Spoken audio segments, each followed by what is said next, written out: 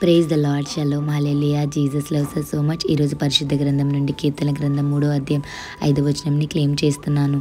నేను పడుకుని నిద్రపోయినను యెహోవా నాకు క్షేమము ఇచ్చువారు గనుక మేల్కొనను. ఈ వాగ్దానం ఎంత చక్కని వాగ్దానం కదండి. చూడండి, చంటి బిడ్డ పడుకున్నప్పుడు ఒకవేళ అటు ఇటు కదిలినప్పుడు మెలకుగా ఒకవేళ లేచిపోతే భయపడతాడేమో అని తల్లి వచ్చి వెంటనే మరి తనకి జో కొడతడం జరుగుతుంది. ఎందుకు మరి నిద్రలో తను భయపడతాడేమో అని కదా.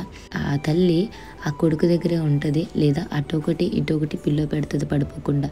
తల్లి అంతలా ఆలోచిస్తుంది, ఎందుకు నిద్రలో నా బిడ్డ భయపడకూడదు అని చెప్పి క్షేమం గురించి ఆలోచిస్తారు కదా. అలాగే ఈరోజు మీరు ఎన్ని టెన్షన్స్తో పడుకుని ఉంటారో, ఎన్ని ప్రెషర్స్తో పడుకుని ఉంటారో నాకు తెలియదు, కానీ నిద్రపోతున్నప్పుడు రాత్రే ఎంతో టెన్షన్స్తో పడుకుంటారు. రేపు ఏంటి నా పరిస్థితి, రేపు నాకు బిజినెస్ ఎలాగా, రేపు నా జాబ్ ఎలాగా, రేపు నేను ఎలాగ నా ఫ్యూచర్ లీడ్ చేసుకోవాలని ఎన్నో ఆలోచనలతో పడుకుంటారు రాత్రులు కదండి.